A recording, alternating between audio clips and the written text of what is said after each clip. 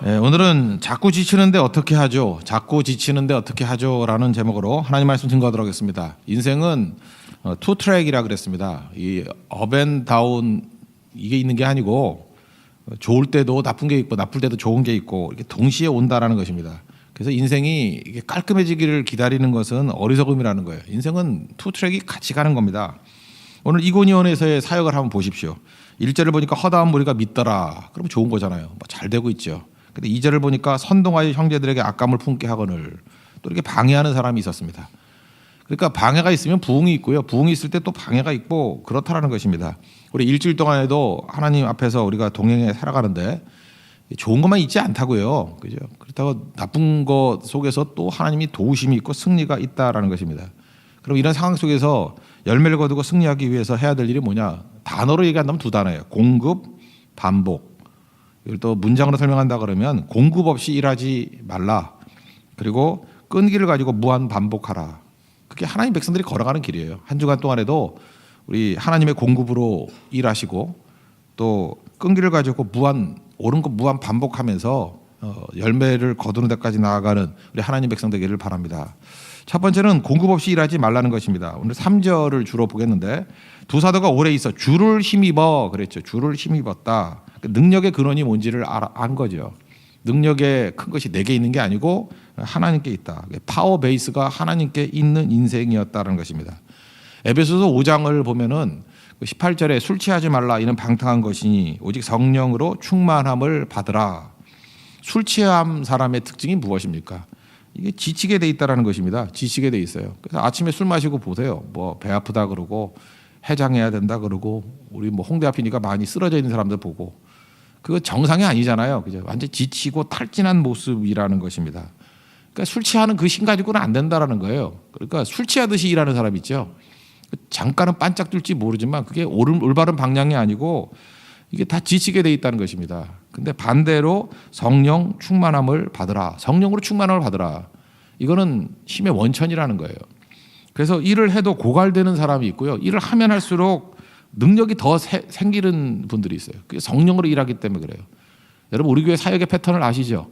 우리 선교할 때 보세요. 고성선교 하나님께서 은혜를 부어주잖아요. 하면 할수록 고성선교한 사람이 지쳐야 되잖아요. 근데 대만 선교로 연결이 되고 어저께도 간증할 때 우리 김지사님 같은 분 보세요. 뭐 회사에서 어려움들이 있었는데 고성선교 가가지고 또 은혜 받고 그 힘으로 대만 선교 가고 제주 선교는 안 될 줄 알았는데 거기서 은혜 받은 그 사람이 그 힘 가지고 또 제주 선교를 가능하게 하잖아요.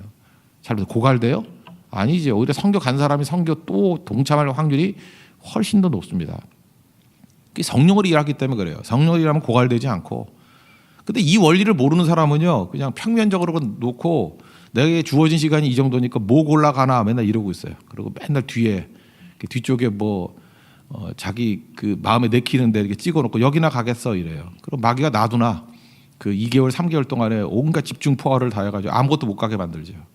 잘 보세요. 선교 한두 번 빠진 사람들 몇 년째 못 갈 수 있어요. 선교에서 완전히 배제되고 버림받을 수 있다고. 그 왜 그래요? 그 자기 힘 갖고 일하려고 그래서 그래요. 하면 한 가지만 해도 고갈돼 버리거든요. 그러니까 성령 의지에서 하면은 거기서 나오는 또 다른 은혜가 있고 또 다른 힘이 있고 우물이 퍼쓴다고 말합니까? 안 쓰니까 말라버리지. 그 원리를 알아야 된다라는 거예요. 그러니까 파워의 원천이 하나님께 있습니다. 그걸 깨달으라는 것입니다. 베드로전서 4장 11절 보니까 누가 봉사하려면 하나님이 공급하시는 힘으로 하라. 그러니까 능력의 원천이 하나님께로부터 공급받아야 된다는 것입니다. 성냥불과 등잔불의 차이점 아시죠? 성냥불은 이렇게 탁 그으면은 그냥 불 확 올라왔다 꺼져 버리잖아요. 등잔불의 특징은 무엇입니까? 거기 기름이 고여 있잖아요. 심지를 타고 올라와 가지고 공급이 있잖아요. 계속해서 기름의 공급이 있잖아요. 그러니까 기름 떨어질 때까지 계속 타는 거예요. 기름 떨어지면 심지가 타는 거죠. 그러니까 성령으로 일하지 않는 사람들은 자기 몸을 태우는 거예요.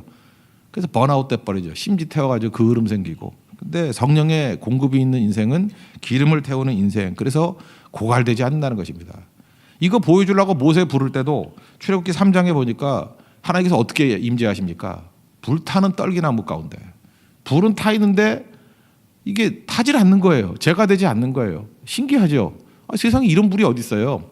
떨기나무가 다 타버리면 재가 돼버려야 되는데 불은 붙었는데 타지 않는데요. 재가 되지 않는다는 뜻이죠. 그게 무슨 뜻이에요? 내가 공급하는 힘으로 일을 하면 이런 일이 벌어진다 그거죠. 그런 의미에서 여러분들 불타는 떨기나무 되십시오. 혹시 사업한다 그러면요, 하나님의 공급으로 되는 사업 그러면 불타는 떨기나무 그런 사업을 한번 해보세요. 상호를 불타는 떨기나무. 그죠? 이게 고갈되지 않는 능력이라는 것입니다. 그 하나님께서 이렇게 능력과 은혜를 부어 주신다라는 거예요. 시냇가에 심은 나무, 뭐 시편 표제어가 1편이잖아요. 시냇가에 심은 나무는 뭐 시절을 쫓아 뭐 열매를 거두고 마르지 않는다. 뭐 이런 얘기 나오잖아요. 그 시냇가에 심은 나무가 뭐예요? 뭐 어렵게 생각하지 마십시오. 공급이 있는 것 아니에요. 물의 공급과 양분의 공급이 있는 건. 그러니까 공급이 있으면 시냇가에 심은 나무라는 거예요. 승승장구한다는 거죠. 그 뿌리가 없는 건 공급이 없잖아요. 죽잖아요. 그럼 뭐 상식이죠. 우리 인생도 시냇가에 심은 나무가 돼야죠. 하나님께 연결되어서 언제나 공급받으면 이길 수 있다는 것입니다. 그 D.L. 무디가 그런 얘기를 했어요. 과도한 일이 우리를 깨는 게 아니라고. 옆에서 일 많이 한다고 뭐 지쳤어요. 그거 아니에요. 정령 없이 일할 때 우리가 깨지는 거예요. 저기 열대 지방 가면요, 2차 대전 때 쓰던 자동차 지금도 굴러다녀요. 되게 신기하죠. 이거 어떻게 굴러다닙니까? 겨울이 없는 나라는요, 자동차 수명이 굉장히 길어요. 그러니까 우리나라 같이 겨울이 있죠. 겨울에는 그 엔진 오일이 굳습니다. 딱딱하게 굳어 있어요. 그래서 처음에 시동을 걸 때 윤활유가 녹을 때까지, 오일이 녹을 때까지 사실은 그 엔진이 마모되고 있는 거예요. 그래서 처음부터 막 달리지 말라 그러잖아요. 약간은 좀 요즘 차가 좋아서 뭐 그럴 필요도 없지만 그래도 마모가 되는 거라고요. 그러니까 그 오일이 녹을 때까지는 순간적으로 기름 없는 상태에서 도는 거라고요. 그때부터 엔진이 망가지는 거예요. 그래서 겨울철에 다 망가지는 거예요. 겨울철 관리가 중요한 거죠. 우리 인생도 그래요. 인생의 겨울이 뭐예요? 기름 없이 일하는 거예요. 순간적으로 기름 없이, 하나님의 성령의 도움 없이 그때 다 깨지게 된다는 것입니다. 사도 바울이 이렇게 싱싱하게 사명 감당했어 이유가 뭐냐? 주를 힘입어서. 여러분도 고갈되지 않냐고, 상처 입지 않고 또 무너지지 않고 일할 수 있는 길이 파워 베이스인 주를 힘입어. 하나님께서 공급하시는 힘으로 날마다 승리할 수 있는 우리 하나님의 신실한 종 되기를 바랍니다. 또 한 가지 두 번째 개념은 뭐냐면 반복인데, 끈기를 가지고 무한 반복하라는 것입니다. 끈기가 뭐예요? 뭐 인내라고 말할 수도 있고, 믿음 자체가 애무나 견딤, 버팀 이런 거 아닙니까? 다시 3절을 보시면 두 사도가 오래 있어 그러죠. 오래 있어. 왜 오래 있었죠? 뭐 복음의 열매를 많이 거둬서 신나서 오래 있었다. 뭐 그럴 수도 있겠지만 여기는 그게 아니에요. 오히려 난관에 부딪혔기 때문에 오래 있었답니다. 2절 보니까 이방인들의 마음을 선동하여 형제들에게 악감을 품게 하거를. 엄청난 방해가 있었다는 것입니다. 그러니까 방해 있으면 피할 거예요? 이거 아니죠. 이거 싸워서 이겨야죠. 그러니까 버티는 거예요. 버티는 거. 계속 버티면 승리할 수 있다는 것입니다. 그 새벽기도도 나왔다 안 나왔다 그러지 말라고요. 이게 쭉 나와야, 이게 끈기 있고 버텨야 새벽기도의 능력이 나타나요. 그죠? 그게 되게 중요한 거죠. 뭐 영어 학원도 쭉 나가는 사람이 공부가 되는 거죠. 그 학원 선생님한테 물어보니까 등록하면은 그 뭐 일주일 내로 뭐 3분의 1은 떨어져 나간대요. 그래서 돈 버는 거죠. 그죠? 헬스클럽 같은 데 가보세요. 1년치 받잖아요. 2달 나오는 사람 없대. 2달이 무슨 2달이야. 제 얘기입니다. 6개월 해놓고 2번 나갔어요. 한 번은 첫날이기 때문에 나가고, 두 번째는 신발 가져오러 갔고, 그래서 2번 갔어요. 이게 참 그게 안 되는 거죠. 안 되는 거. 그죠? 근데 그런 짓을 3번 했어요. 굳게 마음 먹고 가는데 그게 안 되더라고. 그죠? 그러니까 이제 몸매가 이렇게 역삼각형이 되는 게 아니라 D자가 되잖아요. 이렇게 D가 배가 나오고. 그러니까 이게 성실함이 이게 중요하다는 것입니다. 하나님의 속성이 성실함이죠. 뭐 주의 성실함이 뭐 대대 이른 아이다 이런 표현이 있잖아요. 예레미야 애가 3장 23절부터 보니까 이것들이 날 아침마다 새로운 주의 성실하심이 크도다. 성실함이 뭐예요? 그 주님은 변함이 없다라는 거예요. 그냥 항상 그 자리에 가서 능력 있게 일한다라는 거죠. 그러니까 우리가 무슨 일을 하려고 그러면 반복이 있어야 돼요. 반복. 꾸준하게 반복하면 그것만큼 무서운 게 없다라는 것입니다. 그래서 계속하는 능력이 있는 거죠. 이거 참 듣기 싫은 얘기지만 이 기업체에서 이렇게 공부 잘하는 애들 뽑잖아요. 그럼 그 공부 자체가 뭐 그렇게 도움이 되겠어요? 요즘에 이게 뭐 지식이 엄청나게 변화가 되는데. 근데 공부 잘하는 사람 뽑는 이유는 뭐냐 하면은 성실성이에요. 공부를 잘했다라는 것은 성실하니까 공부를 잘한 거잖아요. 그죠? 전 과목을 다 공부하고 시험 본 거 아니야. 그 가슴에 와닿죠. 이게 전 과목 공부 다 안 하고 시험 본 분들 많죠. 그냥 어떤 거 찍고 주무시고 막 이런 것들이 있잖아요. 근데 공부를 잘하는 건 어쨌든 성실해야 되는 거예요. 주어진 시간 안에 전체를 다 이렇게 파악하는 훈련들이 돼 있는 거예요. 그래서 이런 사람에게 일을 맡기면은 그런 패턴으로 일을 하기 때문에 펑크가 안 나요. 근데 공부를 못하던 애들한테 시켜놓으면 저도 여러 번 느끼는 건데 잘하는 거 몇 가지 잘해. 근데 반드시 펑크가 나요. 그 다 못하는 거에 대해서 압박감이 없어. 인생을 그렇게 평생 살아왔기 때문에.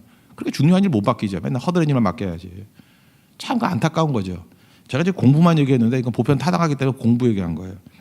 게임을 해도 끝장 보는 애들 있죠. 게임의 왕. 그런 애들 뽑아야 돼요.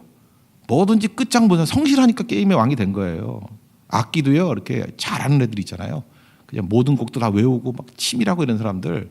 그래서 음악도 끝장을 본 사람한테 맡기면 뭐든지 해내요. 뭐가 되든 다 마찬가지라는 거예요. 이게 끈길 가지고 마지막까지 갔던 그게 반복 없이는 게 안 되거든요. 대가가 되는 게 반복 없이 되겠어요? 이번에도 뭐 컬링 하는데 컬링 그거 뭐 수만 번 했겠죠. 똑같은 거. 그죠? 이렇게 스케이팅 할 때도 그거 얼마나 많이 했겠습니까? 반복의 능력이지. 그 몇 번 해보고 난 다음에 그렇게 금메달 따고 그럴 수는 없는 거겠죠. 그래서 반복이 중요한 거예요. 큰 바위 쪼개기가 뭐라 그랬어요? 참나무 쐐기 박아놓고 물 부었다가 불렸다 말랐다, 불렸다 말랐다. 그 반복이 큰 바위를 쪼개게 된다는 거죠. 그러니까 반복은 믿음이에요. 왜냐하면 끈기기 때문에. 끈기가 그 믿음 애문하기 때문에 그렇다는 것입니다. 여러분들도 그래서 이게 올바른 방향이다. 이걸 붙들었잖아요. 우리는 하나님 말씀이 올바른 방향이잖아요. 그 다음에 무한 반복하는 거예요. 그러면 뭐 때가 언제인지 모르지만 하나님의 때가 있잖아요. 반드시 이루어지게 된다라는 것입니다. 모리스 라벨이라는 사람이 지은 노래죠. 우리 여러분 들으면 다 알 거예요. 그 볼레로라고. 볼레로. 이거는요 16분 동안의 음악인데 집에 가서 저는 이게 자주 들어요. 자주 듣는데 이게 16분 동안에 똑같은 멜로디가 그 똑같은 선율이 169번 반복이 돼요. 처음에는 작은 북부터 시작해서 플룻과 북, 그다음에 뭐 플룻과 비올라 나오고 점점 커져가지고 나중에 팀판이 뭐 큰 북 꽉막 끝나요. 다 들었으면 좋겠는데 16분이면 여러분들 다 집에 가실 것 같아가지고 이 반복하니까 이걸 갖다가 이제 음악에서는 그 오스티나토라 그래요. 오스티나토. 오늘 그 부제목에 영어로 써 있죠. 오스티나토. 이게 반복 기법이에요. 똑같은 선율을 반복하고 그래서 이것이 가슴에 남게 만드는 감동 있게 만드는 기법 오스티나토. 우리 인생도 마찬가지예요. 영향을 미치면 이런 게 있습니다. 이 노래 아마도 음악 잘 모르는 사람 다 알걸요. 한 15초만 틀어주세요. 한번 틀어봐 주세요.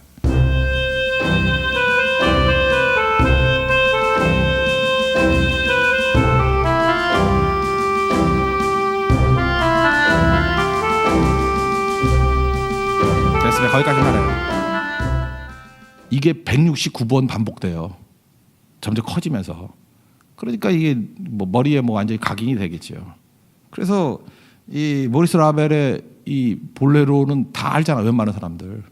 반복의 능력이라는 것입니다. 여러분들 하나님 앞에서 이런 반복의 능력으로 쓰임 받는 종 되기를 바랍니다. 우리 교회가 참 좋은 게 뭐냐면 이제 성교를 가는데 이게 터울이 있잖아요. 고성은 10차하고 제주는 3차고 그러다 보니까 이게 두 군데 다 갔다 오신 분들이 알더라고요. 고성 10차 어저께 이제 간증 그 4부 예배 때 간증하신 분이 뭐 그런 얘기를 하대요.